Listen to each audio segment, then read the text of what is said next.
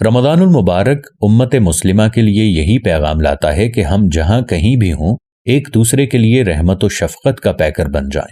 دوسروں کی ضرورتوں کا بھی اس طرح احساس کریں جس طرح اپنی ضرورتوں کو محسوس کرتے ہیں۔ افسوس کہ کئی صاحب ثروت ایسے ہیں جو روزہ ٹھنڈے دفاتر، ایئر کنڈیشنڈ گھروں اور گاڑیوں میں گزار کر شام کو انواع و اقسام کے کھانوں، رنگا رنگ پھلوں اور نو بنو مشروبات سے چنے ہوئے دسترخوان پر بیٹھتے وقت باہر گلیوں اور سڑکوں میں بیٹھے ہوئے غریب اور مفلس روزے دار مسلمان بھائیوں کی ضرورتوں کا احساس بھی نہیں کرتے۔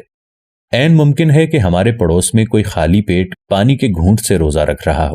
اور شام کو افطاری کے وقت کھانے کے لیے کسی کے ہاتھوں کی طرف دیکھ رہا ہو۔ لہٰذا رمضان المبارک میں ہمیں اپنے نادار، مفلس، فاقہ کش، تنگ دست مسلمان بھائی جن کے پاس اتنی طاقت نہیں کہ وہ لباس اور طعام خرید کر اپنا اور اپنے بچوں کا تن ڈھانپ سکیں اور ان کا پیٹ پال سکیں، ان کی ضرورتوں کا خیال رکھنے کی تعلیم دیتا ہے۔ اس کے ساتھ ساتھ ماہ رمضان ہمیں ریاکاری، غیبت، عیب جوئی، مکر و فریب، بغض و حسد اور جھوٹ جیسے بے شمار معاشرتی اور روحانی امراض سے بچنے کی ترغیب بھی دیتا ہے۔